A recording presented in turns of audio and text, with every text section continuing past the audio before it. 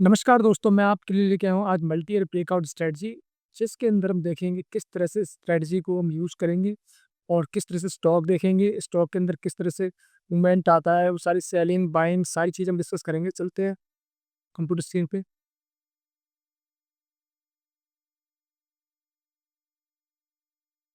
तो जैसा कि देख सकते हैं कंप्यूटर स्क्रीन में मैंने यहाँ पे एक पराग मिल फूड लिमिटेड का स्टॉक इसमें ओपन कर रखा है इसके अंदर। तो अब आज हम बात करेंगे मल्टी ईयर ब्रेकआउट स्ट्रेटजी। अब मल्टी ईयर ब्रेकआउट स्ट्रेटजी के लिए हमें क्या करना होता है, सबसे पहले 52 वीक हाई स्टॉक्स हमें जो है वो गूगल के अंदर सर्च करने हैं। जो मैं जितने भी स्टॉक अभी दिखाऊंगा आपको सारे मैंने इस तरीके से मैंने गूगल पे सर्च किया। 52 वीक हाई स्टॉक्स डालोगे आप गूगल पे तो इजीली आपको वहां से कई सारे स्टॉक्स मिल जाएंगे और उन स्टॉक्स को अपनी वॉच लिस्ट में ऐड करना है। बट उसमें देखना है कि कौन सा स्टॉक ऐड करना है, कौन सा नहीं करना, वही चीज़ मैं आपको डिस्कस करके बताऊंगा यहाँ पे। तो सबसे पहले आप जैसे देख सकते हैं यहाँ पे मैंने यहाँ पे ये स्टॉक 52 वीक हाई से मैंने स्टॉक वहाँ से लिस्ट से निकाला और यहाँ पे आके मैंने वॉच लिस्ट में ऐड कर दिया है। तो अब जरा यहाँ से आप अगर आप देखोगे तो ये जो लास्ट इसका रेजिस्टेंस था वो 2019 में था, 1 जुलाई 2019 को, ठीक है। इसके बाद इसने सेकंड टाइम टच जो किया है, जो फर्स्ट टाइम अटेम्प्ट किया है जो रेजिस्टेंस को ब्रेक करने का, लेकिन वो फेल हो गया है। तो वो हुआ है फरवरी 2024 को। इसके बाद थर्ड टाइम इसने किया है, यहाँ पे अगर देखोगे तो 1 जुलाई को, ठीक है। एंड फोर्थ थर्ड टाइम भी नहीं हुआ, फिर जाके फोर्थ टाइम इसने सितंबर में जाके ब्रेकआउट दिया है। यहाँ पे अगर आप देखोगे बड़ी कैंडल से ये ब्रेकआउट दिया है। तो मतलब 2019 से लेके 2025 में जाके ये इसने ब्रेकआउट दिया है, तो करीब 5 साल मान लो उसका।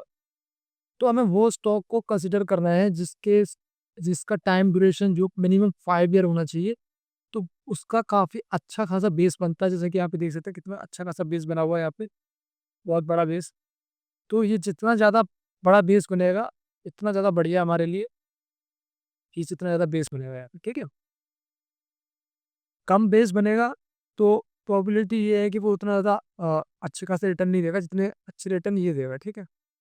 तो अब जैसे कि आप देखते हैं यहाँ पे मैंने, अब इसमें जैसे कि आप देखोगे तो ये मैंने 2019 से लेके और 2025 में असली में जो 2025 में इसने सितंबर में ब्रेकआउट दिया है। अब इसका जरा वॉल्यूम भी देख लेते हैं हम लोग। तो वॉल्यूम इसका जो बड़ा है वो 1 जून से लेके 2023 से लेके काफ़ी ज़्यादा बढ़ता गया है, जैसे आप देख सकते हैं यहाँ पे। इससे पहले वॉल्यूम इतना ही था जितना वॉल्यूम अब जाके बढ़ा है ये जून 2023 से लेके, और 72 मिलियन इसका दिखाया है जून 2023 में। फिर इसने 45 मिलियन, फिर अगस्त में 63 मिलियन। तो जिस तरह से देख सकते हो कि अच्छा खासा मतलब बाइंग हो रही है इसमें, तो स्टॉक में अच्छा खासा स्ट्रेंथ है, ठीक है। तो ये तो हो गया हमारा, जिस तरह से हम देख सकते हैं यहाँ पे कि ये मल्टी ईयर ब्रेकआउट यहाँ पे इसने स्टॉक में दिया है। अब इसका हम जरा देखेंगे तो इसका टारगेट जो रहेगा वो टारगेट ये रहेगा, जैसे कि अगर हम यहाँ पे देखेंगे ये यहाँ से जो रेजिस्टेंस लेकर और जो सपोर्ट जो है उसके बीच में हम रेंज, ये इस तरीके से हम टूल को सिलेक्ट करेंगे तो ये इतनी रेंज इसकी निकल गई, यही रेंज हमारा टारगेट रहेगा। ये यहाँ पे रेंज हमारा टारगेट है, एक्चुअल टारगेट हमारा जो ये रहेगा, ठीक है। हम इसे यहाँ टारगेट रखेंगे 486 हमारा टारगेट रहेगा ये प्राइस। अगर कोई बाइंग करता है यहाँ पे तो वो 252 पे बाइंग करेगा, तो इसके बाद जाके टारगेट हमारा 486 रहेगा, ठीक है। अब इसमें पॉसिबिलिटी ये होती है कि अभी ये स्टॉक ब्रेकआउट हुआ है, ब्रेकआउट के बाद हो सकता है आगे जाके ये रिटेस्ट करे आके, कि प्राइसिंग ऊपर जा रही है, फिर जाके नीचे आएगी, एक बार रिटेस्ट करेगी, फिर जाके ये ऊपर जाए, ठीक है। अब एक चीज़ और मैं बताना चाहूँगा, जो रिटेस्ट वाले स्टॉक्स जो होते हैं वो काफ़ी ज़्यादा बेस्ट स्टॉक माने जाते हैं, क्योंकि वहाँ से कंफर्म हो जाता है कि अब ये स्टॉक आगे जाके मतलब आगे प्राइसिंग इसकी काफ़ी ज़्यादा हाई जाएगी, स्टॉक ऊपर जाएगा। क्यों? क्योंकि जो उसे करना था ना वो उसने रीटेस्ट में करके दिखा दिया। अगर रीटेस्ट फेल होगा तो हम उस स्टॉक में आपको ट्राई करना है कि हमें रीटेस्ट वाले स्टॉक को ही बाय करना है। उस वो ज़्यादा बेस्ट होते हैं और उसमें रिस्क बहुत कम होता है, ठीक है। अब जैसे ये फॉर एग्जांपल यहाँ से इसने रीटेस्ट किया, यहाँ से ये इतना गया और इसके बाद फॉर एग्जांपल इसने आगे जाके नीचे आ गया फिर दोबारा ही। तो जितने लोगों ने फर्स्ट टाइम जो बाइंग किया उनके स्टॉप लॉस यहाँ से कट जाएगी, यहाँ से स्टॉप लॉस हो जाएगा उनका। तो जो स्मार्ट मनी होती है वो पहले क्या करेगी, स्टॉप लॉस काटेगी, जो वीक प्लेयर होंगे उनको बाहर करेगी। तो इसलिए हमें एंट्री ट्राई करनी है कि रिटेस्ट के बाद ही लेनी है। रिटेस्ट होने के बाद हमें यहाँ पे एंट्री लेनी है, इस यहाँ पे, ठीक है, यहाँ पे एंट्री लेगी।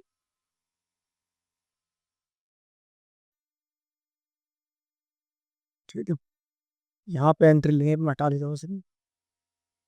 एंट्री हमें यहाँ पे ले, ठीक है। जो ये लास्ट, जो ये सितंबर की जो बड़ी कैंडल है, इसको ब्रेकआउट, जब इसका ब्रेकआउट होगा, इससे बड़ी कैंडल ये इससे ऊपर अगर अब मान लो स्टॉप गया, तब रिटेस्ट के बाद तब जाके हम लोग बाइंग करेंगे, ठीक है। तो यार ये मल्टी स्टॉक होता है। अब इसमें एक चीज़ और मैं बताऊंगा, अब इसमें आपको बाइंग क्या क्या चीज़ों को ध्यान में रखना है, जो हम कहें कि हाँ मल्टी ईयर ब्रेकआउट ये बेस्ट स्टॉक है, वो कैसे हम फिल्टर करेंगे। तो मैंने यहाँ पे 20, 50 to 100 का मूविंग एवरेज, 10 का भी मैं लगा ही देता हूँ आपको दिखाने के लिए। अब जैसे इसमें देखोगे, मैं इसे हटा देता हूँ, एक बार थोड़ा क्लियर कर देता हूँ। तो आप देखोगे कि ये जो जो ये इसमें स्टॉक है वो 10 से ऊपर है। 10 पहली चीज़ तो इसमें जो हमें ध्यान रखनी है कि स्टॉक जो हमारा होना चाहिए वो 10 EM है, 20 EM है, 50 EM है और 200 EM है। 200 EM जो होता है वो जो लॉन्ग टर्म जो जिसे कहते हैं ट्रेंड को आइडेंटिफाई करता है। 50 EM जो मिड टर्म, और 20 EM 50 50 EM मिड टर्म करता है, और 20 EM शॉर्ट टर्म या स्विंग के लिए हम उसे कंसिडर करते हैं, ठीक है। तो ये 4 EMA के ऊपर है ना आपका स्टॉप होना चाहिए, तब जाके हम एक सिग्नल देंगे कि हाँ ये स्टॉक में हम बाइंग करेंगे। ये फर्स्ट हमें चीज़ ये तो देखनी है कि ट्रेंड हमारा, इसी पता चलता है कि ट्रेंड हमारा अप ट्रेंड है। ये EMA से पता ये चलता है कि ट्रेंड की डायरेक्शन हमारी अप ट्रेंड है, ठीक है। जो भी स्टॉक इससे, फॉर एग्जाम्पल ये जो भी स्टॉक इन EMA के नीचे अगर प्राइसिंग होगी तो वो स्टॉक हम कंसिडर नहीं करेंगे, उसको हम छोड़ देंगे, ठीक है। जो स्टॉक इन चारों EMA 10, 20, 50, 200 EMA के ऊपर होगा, हम उस स्टॉक को वॉच लिस्ट में ऐड करेंगे। हाँ इसे देख सकते हैं कि ये स्टॉक अप ट्रेंड में, ठीक है। इसके बाद हमें ये चीज़ देखने के बाद फिर हमें देखना है इसका कि ब्रेकआउट दे रहा है नहीं दे रहा है, वो चीज़ देखनी है। तो ब्रेकआउट का वेट करना है, रीटेस्ट का वेट करना है, तब जाके हमें एंट्री चाहिए। वॉल्यूम भी देखना है। फर्स्ट हमारा हो जाता है, फर्स्ट हमारा EMA हो गया, ठीक है। EMA, EMA हमारा ये 10, 20, 200 से ऊपर होना चाहिए प्राइसिंग। स्टॉक हमारा इन EMA मतलब 10, 20, 200, 50 EMA नीचे होना चाहिए, स्टॉक इसके ऊपर होना चाहिए। तब हम इसे कंसिडर करेंगे कि ये, जैसे कि इसमें देख रहे हैं कि अब ट्रेंड में एक EMA हो गया। सेकंड ये हो गया कि सेकंड में ब्रेकआउट हमें देखना है, ब्रेकआउट हो रहा है नहीं हो रहा है, ठीक है। थर्ड में देखना है वॉल्यूम हाई है कि नहीं। अगर वॉल्यूम हाई नहीं है तो उसको भी हमें वेट मतलब उसे भी कंसिडर नहीं करना है कि बाइंग करना है। तो हमें कंफर्म करना है कि इससे कंफर्म करना है कि कौन सा स्टॉक हमारे लिए बेस्ट। जब तक उसमें वॉल्यूम हाई ना हो, अब ट्रेंड ना हो, 10, 20 EMA के ऊपर ना हो, 50, 200 के EMA के ऊपर ना हो, तब तक हमें उसमें एंट्री नहीं लेनी है। कि इससे आप कई सारे स्टॉक को फिल्टर आउट कर सकते हो, देख सकते हो कौन सा स्टॉक हमारे लिए बेस्ट है, ठीक है। तो अब तो ये हो गया हमारा ये। अब सेकंड, एक तो मैंने वॉल्यूम बता दिया, दूसरा मैंने ये है, थर्ड मैंने ब्रेकआउट कैंडल ब्रेकआउट होना चाहिए, ठीक है। वो चीज़ का मैं वो चीज़ भी ध्यान रखनी है, ठीक है। अब इसमें एक चीज़ और करनी है इसमें, कि अब हमें यहाँ पे देखना है कि जो RSI, जो मैंने यहाँ पे देख सकते हो इंडिकेटर ऑन कर रखा है RSI, ठीक है। RSI आपका जो होना चाहिए, RSI जो, अभी मैंने ये मंथली चार्ट ओपन कर रखा है, मंथली चार्ट में RSI 60 से ऊपर होना चाहिए, वीकली में भी 60 से ऊपर होना चाहिए, और जो हमारा डेली पे है वो 50 से ऊपर होना चाहिए। तो ये तीन RSI के अंदर कंडीशन होनी चाहिए। तो फर्स्ट तो हमारा होना चाहिए, जैसे कि आप देख सकते हैं, मैं यहाँ पे दिखा भी देता हूँ कि RSI जो है हमारा मंथली से होना चाहिए वो 60 से ऊपर, ठीक है। वीकली से, वीकली पे कितना होना चाहिए, 60 से ऊपर, और डेली पे 50 से ऊपर होनी चाहिए, डेली से 50 से ऊपर होनी चाहिए। ये चीज़ जब तक नहीं होगी, हम उसे कंसीडर नहीं करेंगे भाई ये स्टॉक बाय करना है नहीं करना। ठीक है? ये चीज़, इससे ये पता चलता है स्टॉक में स्ट्रेंथ है कि नहीं है। तो हमारे मैंने आपको कितने कंफर्मेशन देता जा रहा हूँ। पहले तो हमारा हो गया वॉल्यूम, सेकंड ईएमए डायरेक्शन के लिए और ट्रेंड के लिए, ट्रेंड आइडेंटिफाई करने के लिए। तो वॉल्यूम, ईएमए हो गया, ब्रेकआउट, कैंडल हो गया, ठीक है।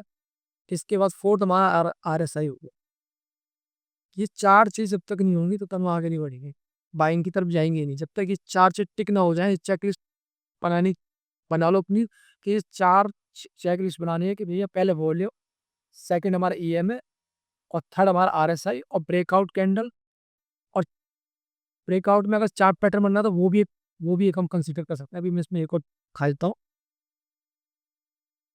एक मिनट, मैं एक मिनट यहाँ पे दिखा देता हूँ यहाँ से। तो यहाँ से मैं एक ब्रेकआउट चार्ट भी मैं ऐड कर सकता हूँ। चार्ट पैटर्न अगर उसमें बन रहा है तो और अच्छी बात, उससे हमारा एक स्ट्रॉन्ग, एक और हमारा कंफर्मेशन मिल जाएगा कि हाँ इसमें चार्ट पैटर्न, ठीक है। चार्ट पैटर्न होना बहुत जरूरी है। चार्ट पैटर्न मतलब मैंने डाल दिया कि चार्ट पैटर्न भी इसमें कर सकते हैं, ठीक है। तो हमारे कितने हो गए अभी फिलहाल, हमारे कितने हो गए हैं, एक वॉल्यूम, ठीक है। आता हूँ मैं इसमें, एक वॉल्यूम हो गया, वॉल्यूम भी डाल देता हूँ, वॉल्यूम, ठीक है। ईएमए, ठीक है। ये भाई ये है, ये चार चीजें तो हमारी टिक होना चाहिए इस पे, बहुत मेजरली बता रहा हूँ मैं इसे। तो ये चार तो मेन है, तो उसको पकड़ के रखना है, ठीक है। अब हमारा जो, ये तो हमने चार चीज बता दी। अब एक चीज आप इसमें दिखाऊंगा कि चार्ट पैटर्न भी इसमें देखो, अगर चार्ट पैटर्न बन रहा है नहीं बन रहा है। तो चार्ट पैटर्न मंथली में अगर आप देखोगे तो ये एक तरीके से cup and handle, cup and handle ये चार्ट पैटर्न बन रहा है। तो ये काफी बढ़िया है, ये हमारा, हम इसे भी टिक लगा सकते हैं कि हाँ ये चार्ट पैटर्न भी इसमें बन रहा है, ठीक है। तो कप एंड हैंडल हमारा चार्ट पैटर्न हो गया इसमें, ठीक है। ये ये चार चीजें तो हमारी हो गई इसमें, चार्ट पैटर्न, ये में सारा कुछ तो बता रहे हैं इसमें, ठीक है। अब अगर हम इसमें, अगर फॉर एग्जाम्पल हमने इस पर रीटेस्ट में बाइंग की, हमने स्टॉक को बाय किया फॉर एग्जाम्पल, बाय करने के बाद हम अगर इसे बाय करेंगे तो जो मल्टीपल ब्रेकआउट होने चाहिए मिनिमम, उसका कितना मैंने ड्यूरेशन बताया, 5 ईयर होना चाहिए। रेजिस्टेंस ब्रेकआउट का जो उसका, जैसे अभी इसमें देख सकते हैं, इसमें मैंने क्या कर रखा है, ये 2019 से लेके अभी रेजिस्टेंस को इसने ब्रेक किया है 2025 में। तो मतलब ऑलमोस्ट 5 ईयर, मान के चलो 4 to 5 ईयर हो गए इसके। तो मिनिमम 5 ईयर होना चाहिए, इससे कम मतलब कम भी आते हैं स्टॉक, बट मैं कंसिडर करूँगा मिनिमम 5 ईयर हो तो ज़्यादा बेस्ट हो। 5 ईयर से ज़्यादा ही हो, 6 7 8 ईयर हो, 10 ईयर हो तो और बेस्ट है। और बेस्ट स्टॉक है, वो ज़्यादा पॉसिबिलिटी है कि वो स्टॉक काफ़ी बड़ा बहुत बड़ा अच्छा खासा प्रॉफिट मिलेगा उसमें। बट उसमें टाइम, आपको पेशेंस रखना पड़ेगा, होल्डिंग टाइम भी उसमें बढ़ जाएगा। ऐसा नहीं है कि वो आप बाइंग करोगे 4 दिन में आपको पैसे मिलेंगे, वो ऐसा कुछ नहीं होने वाला। It will take time, but ये है कि वो काफ़ी अच्छा खासा प्रॉफिट देगा, ठीक है। जितना बड़ा टाइम फ्रेम होगा उतना बड़ा प्रॉफिट होगा। तो वो सारी चीज़ आपको पेशेंस रखनी पड़ेगी। जितना होल्डिंग टाइम बढ़ाओगे उतना ज़्यादा बढ़िया था। मल्टी ऐप ब्रेकआउट उसके लिए बेस्ट है, ठीक है। तो मैंने एक तो ये कर दिया इसमें, और ट्राई करना है कि आपको रीटेस्ट वाले स्टॉक को ही इसमें कंसीडर करना है, ठीक है। तो वो लॉसेस के चांसेस और जो फेक ब्रेकआउट होता है उससे भी आप बच जाओगे। तो इसलिए रीटेस्ट टेस्ट बहुत बेस्ट होते हैं, उसको कंसीडर करना उसको, ठीक है।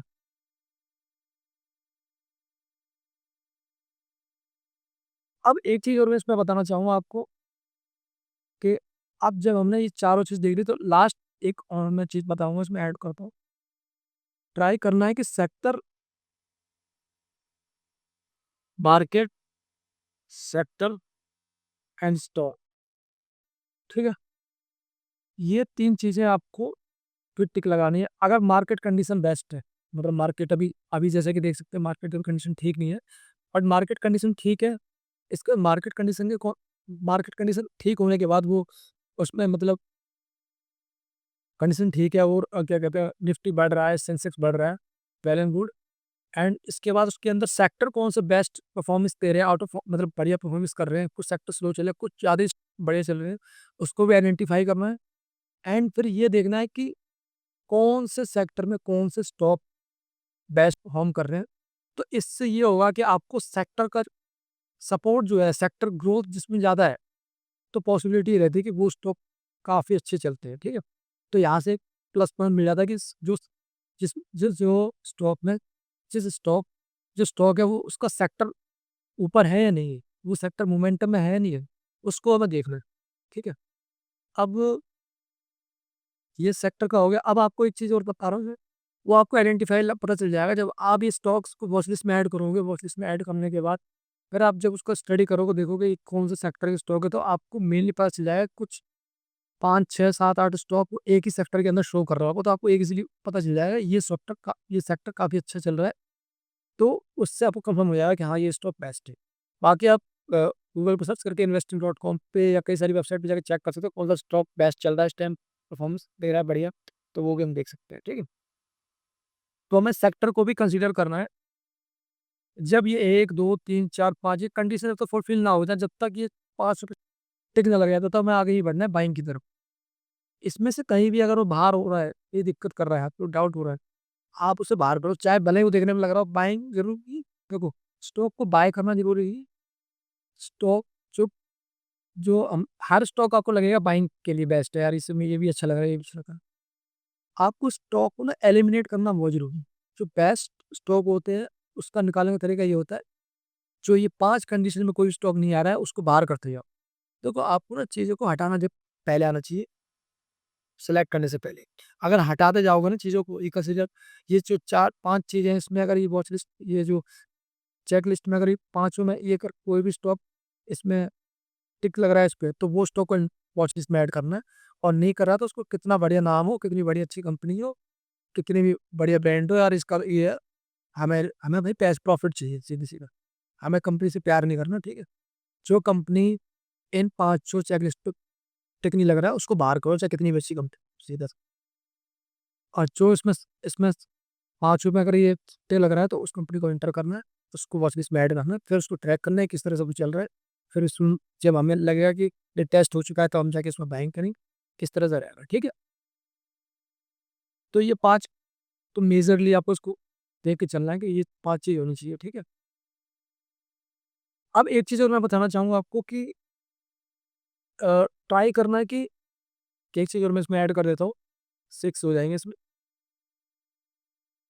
डिलीवरी। एक होता है जैसे कि जब स्टॉक बाइंग करते हैं तो हमें डिलीवरी का भी डेटा भी चेक करना है कि डिलीवरी इसकी कितनी परसेंट है। मान लो किसी स्टॉक में अच्छा खासा वॉल्यूम आया, लेकिन वो डिलीवरी का है, किसका है वो वॉल्यूम, तो वो आइडेंटिफाई करने के लिए आपको गूगल सर्च करना पड़ेगा। गूगल सर्च करोगे तो किसी भी स्टॉक के बारे में, तो उस स्टॉक में आपको चेक करना है कि भाई इसकी डिलीवरी कितनी है, ठीक है। अगर इसकी डिलीवरी 40% से अब गया तो वेल एंड गुड है, ठीक है। 40% से नीचे से बाहर कर दो, कितना ही बढ़िया स्टॉक है, ठीक है। 40 से 50 है, 60 है, 70 है, बेस्ट है। अच्छे स्टॉक, ये जो क्राइटेरिया है ना, इनके हिसाब से अच्छे स्टॉक अपने आप निकल के आ जाएंगे, आपको ज़्यादा टेंशन नहीं होती। बस आप इस चेकलिस्ट को कंसीडर करोगे ना कि इस चेकलिस्ट में जो स्टॉक मैं डाल रहा हूँ वो फिट बैठ रहा है, नहीं बैठ रहा है, इसमें चेकलिस्ट में टिक लग रहे हैं, नहीं लग रहे हैं। अगर लग रहे हैं तो स्टॉक को हमें लिस्ट में ऐड करना है, ठीक है। और नहीं नहीं टिक लग रहा है, कहीं भी 2-3 जगह पे दिक्कत कर रहा है, बाहर करता है। स्टॉक बहुत है, ठीक है। ऐसा नहीं कह रहे हमने बाहर कर दिया तो हमें मिलेगा क्या, बहुत स्टॉक है, फ्री बहुत मिल जाएंगे। देखो लॉसेस को कम करने का तरीका पहले तो यही है। अगर आपने अच्छे स्टॉक बाय कर लिए, अच्छे स्टॉक को फिल्टर कर लिया, तो आपका ऑलमोस्ट काफ़ी तो लॉस कम हो जाता है, ठीक है। फिर उसके अंदर एंट्री भी फ्री टेस्ट के बाद लेनी, ठीक है, वो चीज़ का भी ध्यान रखना है।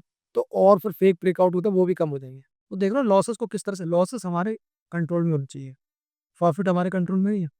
लॉसेस हमारे कंट्रोल में होनी चाहिए। लॉसेस भी हमें देखना है कि 10% लॉस ले रहा है, हमें लॉस भी फिक्स रखना है कि हमारा कितना परसेंट का लॉस होगा, 5%, 10%।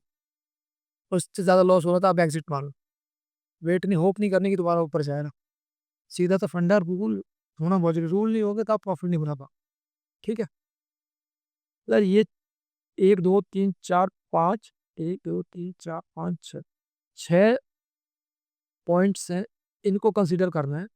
ये एक रूल बना लो, उसको रिटर्न पे लिख लो, कहीं भी ब्लैक बोर्ड अपना, कहीं भी कॉपी पे कहीं भी इसे लिख लो उसके पास। ठीक है, और इसको ही कंसीडर करो जब भी आप कोई भी स्टॉक 52 वीक हाई वाले पे सर्च करोगे तो वहां से स्टॉक मिल जाएंगे। वहां से मिलने के बाद आपको वहां से एक एक स्टॉक को देखना है और कोशिश करनी है कि हाँ, एक चीज और मैं इसमें ऐड करना भूल गया, ये भी ऑर्डर करते हैं, बोला नहीं सुन के थी। मिनिमम 5 ईयर का ड्यूरेशन होना चाहिए, ड्यूरेशन। ठीक है, टाइम इसका होना चाहिए 5 ईयर कोर्स। 1 2 3 4 5 6 7। ठीक है, तो ये हमारा हो गया 7 रूल्स, इसको कंसिडर करना है। ठीक है,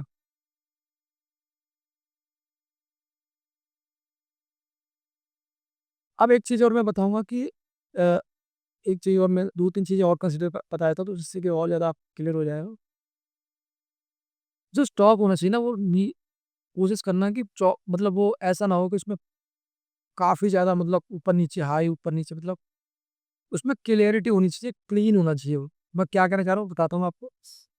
पहले तो जैसे कि आप जैसे ये वाला स्टॉक देखोगे, इसमें पता चल रहा है कि हाँ ये नीचे जा रहा है, ऊपर जा रहा है, ऊपर जा रहा है, फिर इसकी डायरेक्शन पता चल रही है, स्मूथ चल रहा है।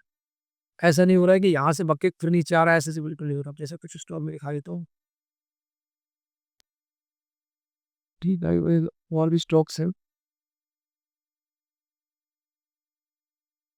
ठीक है,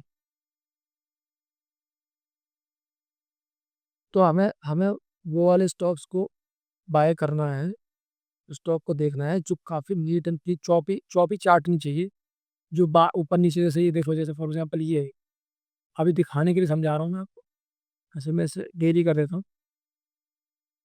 ठीक है, ऐसे कई सारे स्टॉक होंगे, ये मैं दिखा देता हूँ आपको। इसका पता नहीं चल रहा है क्या क्या चल रहा है उसमें। ठीक है,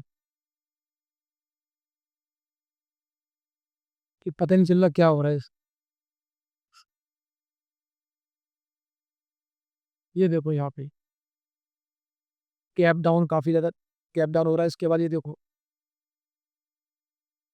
ठीक है, तो यार हमें ना स्टॉक ना ऐसे बाय करते, एक तो सर्किट वाले स्टॉक हमें नहीं लेने जिसमें वो क्या कहते हैं, पता ही नहीं चल रहा है, उसमें वॉल्यूम में नहीं दिख रहा, ना चार्ट में उसको दिख रहा, वो भी स्टॉक में दिखा हुआ। तो वो जैसे ये है, ये स्टॉक है भाई, ये देख रहे हो, ये 7 रुपये वाला 8 रुपये वाला, भाई ये स्टॉक से बाहर हो जाना, ये कभी वो बिजनेस में। और देखो सर, देखो कैसे मार, पता ही नहीं चल रहा क्या हो रहा है इसमें। ठीक है, तुम देखोगे अरे अरे गुस्सा हो, बढ़िया हो रहा है। ठीक है, ये इनका पता नहीं, आज ये ऊपर कल नीचे, सीधे जा रहा हो। तो हमें वो स्टॉक देख ले जिसमें प्रॉपर कैंडल बन रही है, प्रॉपर स्मूथ चल रहा है, वो न्यूटन की समझ में आ रही है। अब ये देखो, ये इसका पता चल रहा है कुछ, ऊपर नीचे ऊपर, कहाँ रेजिस्टेंस लगाओगे बताओ, कहाँ लगाओ, यहाँ रेजिस्टेंस लगाओ, ब्रेकआउट हुआ, लो फिर नीचे आ गया। तो भैया ये छोटे स्टॉक को कोई भी ला सकता है। ये 7 रुपये 8 रुपये वाला कोई भी आके, ठीक है, तो उसमें नहीं जाना। तो उस चीज का ध्यान रखना है। अब दूसरा एक चीज मैं बताना चाहूंगा इसमें, 1 मिनट में यहाँ पे।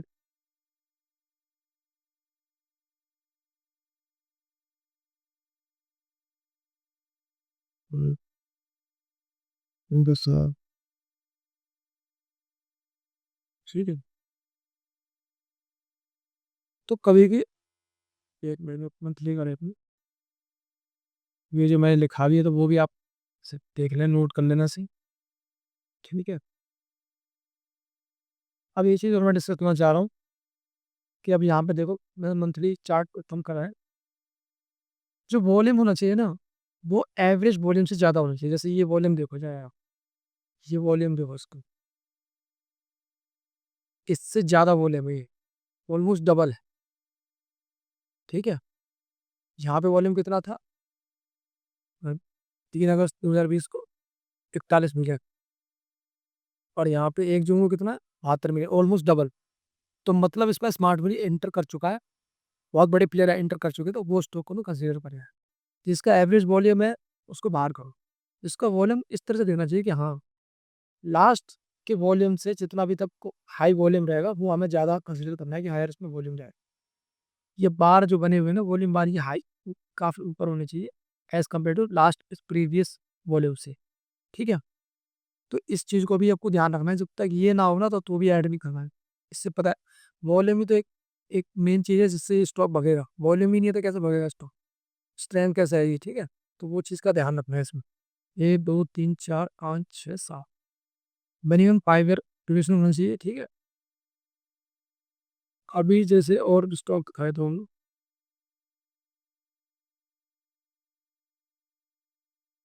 मैंने कई सारे ये 5 ईयर मल्टी ईयर की ब्रेकआउट की पूरी लिस्ट बना रखी है, मैंने इसमें देख रखा है।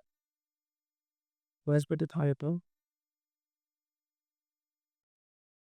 ये देखिए JM financial limited company 2017 resistance इसने टच किया, फेल हो गया, ब्रेकआउट फेल हुआ इसका। इसके बाद इसने दो सेकंड टाइम टच किया इसने 1 अक्टूबर 2024, फिर फेल हो गया। अब इसने 1 अगस्त को इसने ब्रेकआउट किया है, ये देखो। ठीक है, और वॉल्यूम में अगर देखोगे ना, वॉल्यूम देखो जरा, एवरेज वॉल्यूम से छा था बोले। ठीक है, यहाँ वॉल्यूम था 180 मिलियन, यहाँ पे 696 मिलियन, ये फर्क है। तो वॉल्यूम देखना बहुत जरूरी है भाई। विदाउट वॉल्यूम के मत वॉच लिस्ट में ऐड कर लेना कि अरे ब्रेकआउट दे रहा है या ब्रेकआउट, जब तक प्रॉपर ब्रेकआउट ना हो तब तक उसको सेलेक्ट मत करो। अगर ब्रेकआउट के पास भी स्टॉक आया तो उसकी एक अलग वॉच लिस्ट बना लो, नियर बाय ब्रेकआउट स्टॉक इस तरह से। बट प्रॉपर ब्रेकआउट की एक अलग लिस्ट बनाओ, और जो ब्रेकआउट के पास आ रहा है उसकी एक अलग लिस्ट बना लो। ठीक है, तो यार ये थी मल्टी ईयर ब्रेकआउट की स्ट्रेटजी, ये काफ़ी ज़्यादा आपको काम करेगी। ठीक है, और मैंने बता दिया किस तरह से वो करना है। देखिए बस में ये 2021 में इसने फर्स्ट अटेम्प्ट दिया, फेल हुआ। इसके बाद अब ये जुलाई, और जुलाई में भी फेल होगा जो। अब कोई नए बंदे होते हैं वो बड़ी कंटेंट देखते हैं, अरे वाह घुस जाते हैं इसमें। नहीं घुसना भाई, देख रहा हूँ दम चला गया, फेल हो गए तो वाह। जब तक ये ऊपर जाकर रिटेस्ट ना दे तब तक एंट्री लो ही मत, अगर आपको लॉसेस कम करने हैं। ठीक है, और वॉल्यूम भी देखो इसका हाई नहीं है, जैसे यहाँ पे हाई था यहाँ नहीं है, तो इसलिए भी फेल हुआ। अगर वॉल्यूम हाई होता तो कह सकते थे ये आगे मतलब ऊपर स्टॉक जाएगा ही, बट ऐसा नहीं है, वॉल्यूम भी कम है इसकी। ये आदित्य बिरला वाला स्टॉक जो भी, इसको मैंने 2017 में इसने स्टार्ट हुआ था वहां से, इसके बाद इसने सेकंड फर्स्ट टाइम अटेम्प्ट किया, इसने ट्राई किया तो टच नहीं कर पाया, बट नीचे से ही घूम गया वो। और ये जून 2024 को इसने, फिर इसके बाद इसने 2 जून 2025 को, वो 1 साल बाद फिर इसने ब्रेकआउट किया।